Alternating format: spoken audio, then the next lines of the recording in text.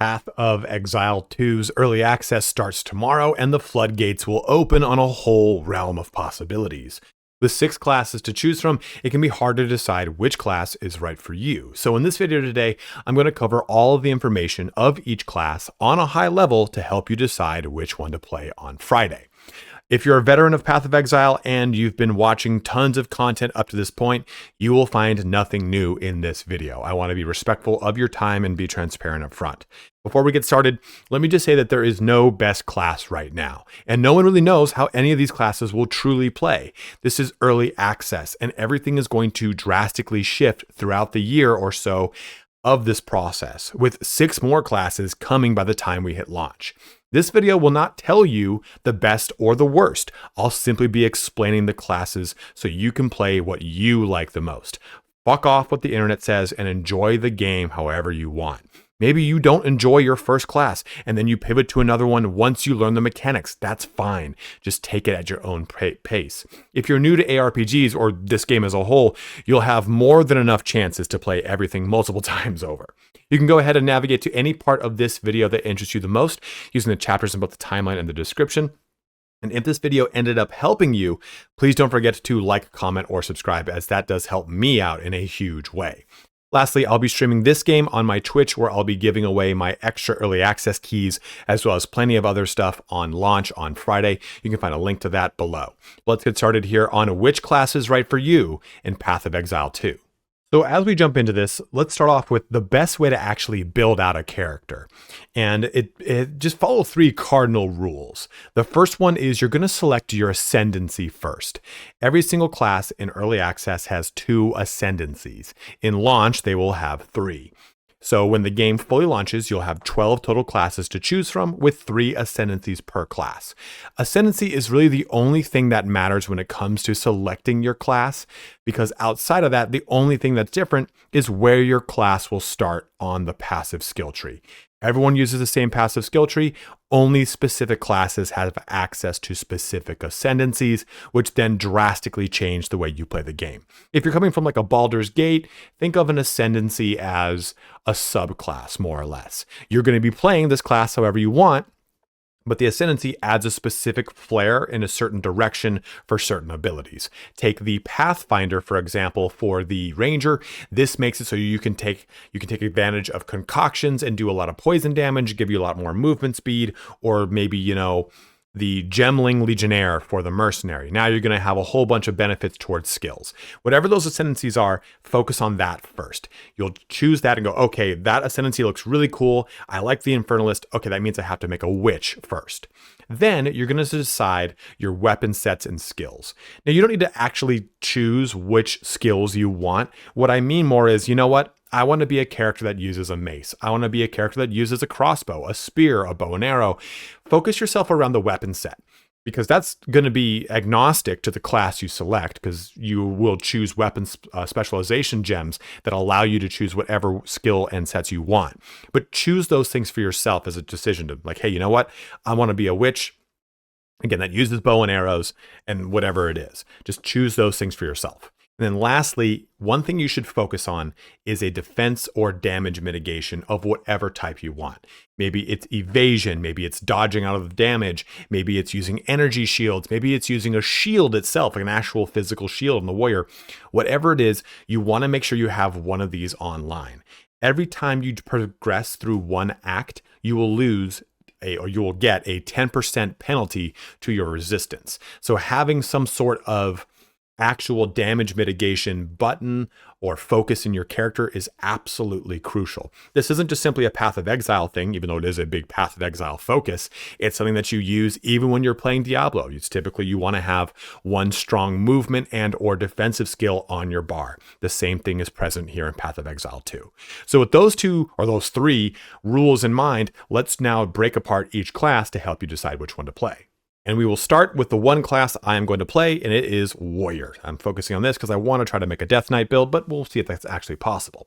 And Warrior is a melee character that's going to be using slower, heavier hitting attacks compared to, say, a Monk, which is much faster, but slower, heavier hitting attacks that build up stun while also summoning up totems to provide additional status effects.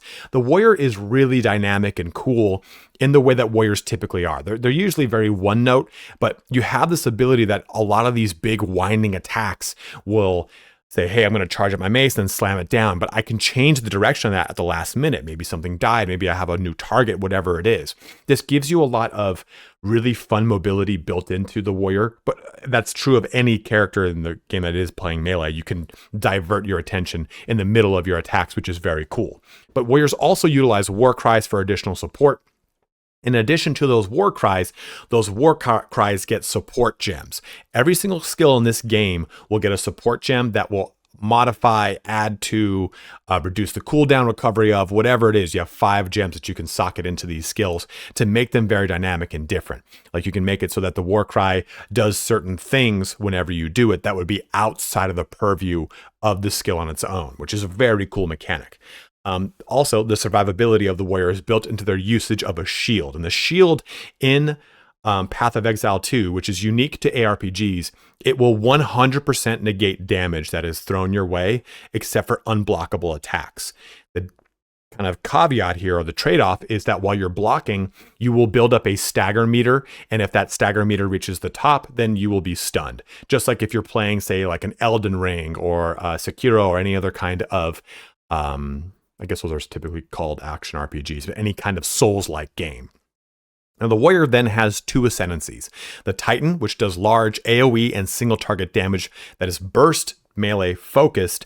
That is the ascendancy if you want to strictly just do a lot more melee damage. Your other ascendancy is Warbringer, which utilizes a lot of utility that is focused on buffing up your actual shield, your totems, and your war cries. So it gives you a lot more utility built into the character. You will enjoy the warrior if you like playing the barbarian in any of the Diablo games, or in general just like playing a two-handed or sword and board style of character. Now, I will argue here that the sword and board style of a warrior is going to be different from the future Templar that we get, but still, this is the sword and board style character that you can get right now because you're using a mace and a board. Next up is the Sorceress, and this one is very straightforward, right? A Sorceress and a Warrior are kind of like Old Faithful, right? Like anytime you think of those on a sheet, it's the same in almost every single game. And that's true here when we're taking a look at Path of Exile 2. We're using an elemental spellcaster focusing on lightning, frost, and fire spells and damage. What's unique here about Path of Exile, though, is that you can combo these things together. Maybe you put down a firewall, and then you use the static ability, and the static charges that go through the firewall now are imbued with fire damage. So you'll be doing a lot of this comboing together with the Sorceress. And it's something that the Monk does as well, which will be our next thing to talk about. And by doing that, it allows you to chain together these elemental spells in ways that are entirely unlike any other action RPG out there. You can really have a lot of fun focusing on a lightning frost build, or a frost fire build, or a fire lightning build, or whatever combination you really want to lean into. That is what's present here in the Sorceress. Now, the Sorceress has 2 ascendancies to choose from, with Chronomancer, which focuses on a lot of cooldown recovery, time manipulation, and mobility focused things like spells and skills and abilities. They have got like 3 active skills that they get that will completely shut down time. They'll have them revert back to where they were before with the same health and everything like that. Kind of like Tracer does in Overwatch, where you press her ability and she'll jump back to a previous point with that health that she had at that point. So you get that built into the Chronomancer, which is a lot of fun. And the cooldown recovery too makes it so that your abilities are almost always online, so you can cast tons of spells just rapid fire and like a crazy machine. Your other focus is Storm Weaver. Now, these are skills that focus on increasing your crit damage and your crit chance, and it plays with status effects like shock and chill as well. So if you want to lean into more of a heavy burst style of damage, or more damage as a whole on your elements, then Stormweaver is definitely going to be for you, versus Chronomancer, which is focused more on manipulating the game world or the cooldown recovery and kind of speeding you up within that realm. Now, you'll enjoy the Sorcerer, or you'll like the Sorcerer if you enjoy Sorceress from Diablo 2, Wizard from Diablo 3, and Sorcerer from D4. Any type of pure spellcaster character, you're going to really enjoy the Sorceress. Now, to blend both the Monk and the Warrior together in kind of a simple way, we've got the Monk. This is a melee character that utilizes high-speed evasion techniques to pivot their character mid-combo or skill to maximize movement while tapping into their elemental abilities. Think Last Airbender monks and not Diablo spiritual monks. While there are spirit attacks and light-based damage in the monk repertoire, you are really focusing on elements more than anything. And it's that huge focus on skill comboing that we talked about earlier and chaining them together for your melee attacks into elemental ones to create explosions and the such. Like you can summon up a frost wall of something and then hit it with your staff and it shoots shards everywhere. Or you can summon a bell, just like you can in Diablo 3 with the monk, and do a lot of really cool things with that as well, chaining together different elemental attacks and damage. Now, our two ascendancies here are Invoker, which is elemental focused ascendancy, giving bonuses to evasion, energy shield, and other elemental focuses to get desired effects. Like elemental expression is your kind of capstone ability here, which will do a specific element of damage based off of an attribute. So if you want to focus on strength, you'll do fire. If you want to focus on dexterity, you'll do lightning. And if you want to focus on intelligence, you'll do frost. So you get to choose that element you're focusing on and the attribute to get the desired effect. Now, the other one here is the Acolyte of Cholula. Not to be confused with Cholula, one of my favorite hot sauces, but this swaps your elemental effects for chaos damage. You're a dark monk, a chaos monk, and swaps spirit with darkness to make a high damage, bursty character with a high risk, high reward play style, because you have to balance that darkness lest you take damage. And it's a really cool style of gameplay that's going to warp how the monk plays, but it seems to be like it's going to be a really fun one. Now, you'll like this class if you enjoy similar to a mix of the D3 monk and the new Diablo 4 Spiritborn, with a focus on elemental damage rather than purely light-based damage. If you've played Diablo 3 and you played monk, think like more of like a seven-sided fist, seven-sided palm attack, whatever it's called, or the Wave of Light monk, but with elements. It's just kind of to make a real easy one-to-one. Moving away from all the melee, let's talk about Mercenary. Now, Mercenary is probably going to be the most popular class. It's the one that a lot of PoE 1 veterans are very excited for, but it's a range character that focuses on different ammo types to create desired effects such as armor piercing, explosive rounds, etc., all linked to their crossbow. Also comes complete with other support abilities such as grenades and traps. It currently, though, has a big focus on crossbow, but you can expand out to other skills from other classes as you open up more weapon specializations. Remember, no matter what class you choose, you can use all the skills in the game. You just have to get the weapon spec to do them. And another big thing, too, is, well, we'll get into this at the end of this section because it's kind of how this character plays and you'll like it if type of thing. But our two ascendancies for the Mercenary are Witch Hunter, which is a big focus on doing big upfront damage to healthy targets, meaning if they have full health, you'll do anywhere from 5 to I think it's like 30% additional damage. And then you do your damage. Is pretty cool. And then you get Culling Strikes, which basically insta-gib anything that has low health. So it just allows you to push through tons of content very quickly, I would think, as we kind of look to see what these skills look like on the Mercenary, on the Witch Hunter. Overall, though, they're about debuffing and inhibiting in an aura around you to reduce enemy recovery. There's also another thing that gets you 20 more passive points towards weapon set. If you don't know what that means, don't worry about it. We don't really know how that factors into the game just yet. If you do know what that means, that's a cool ability. That just means that basically your weapon sets, rather than having 20 points to play with, they've got 40 points to play with, which allows you to go two vastly different directions with your weapon sets, which is very fun. Now, your other ascendancy is the Gemling Legionnaire. This is a very straightforward ascendancy that focuses on giving all of your skills buffs more skill accessibility because you can reduce the amount of, it gives you more skill accessibility because you can use your highest stat attribute to access skills you otherwise would not have access to. So for example, if you had 150 dexterity, but something requires 100 intelligence and you don't have that, well, it's going to go off of your dexterity, which is really cool. They give you more skills outright. It just gives you 3 more skills to play around with. And it also gives you the ability to have your support gems give you defense by granting you resistances, and also grants you more attributes from inherent bonuses as well. So it's a really cool ascendancy that doesn't really add a ton of like specific flavor in that, hey, you're going to do more explosive shot damage or more focus on this element. No, it just means that you have more tools at your disposal as a result of the Gemling Legionnaire. Now, you'll enjoy this class if you want a slower paced Demon Hunter from D3. Diablo 3. The devs said outright that it's like playing a twin stick shooter from like a console game where one stick is movement based and the other is aiming. So I think that if you like that style of game, and a lot of people really do on console, this is totally going to be up your alley because it will also be an entirely unique way to play the game.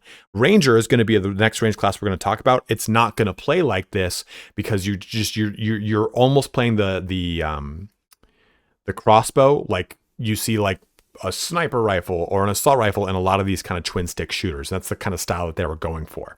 That is how the Mercenary plays. And like I just hinted at, Ranger is our next range class. So this is going to be very conventional style.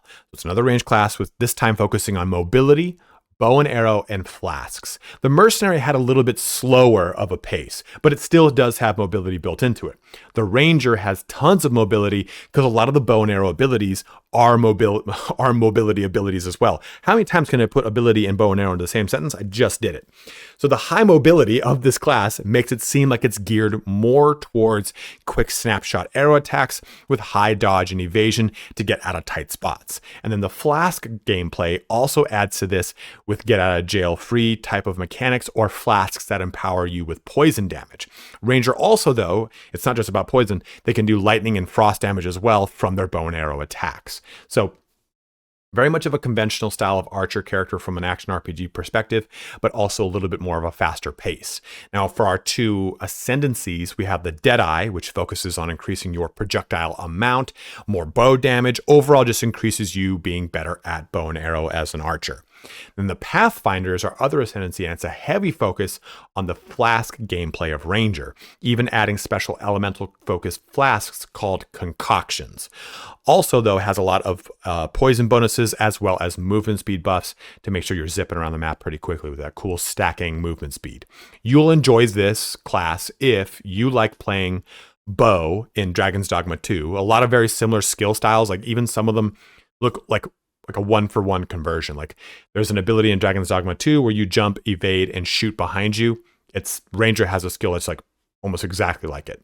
And any of the archer builds from Diablo 4's Rogue, it's going to play very similar to the way that the Ranger is going to play in Path of Exile 2.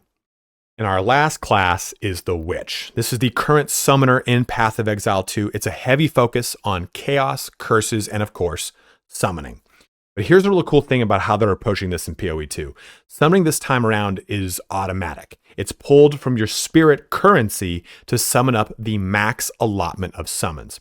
What this means is it's catered to your choosing. So maybe you set a max of 3 mages and 4 warriors, or a mix in some zombies, or skeletal clerics and reavers, whatever it is.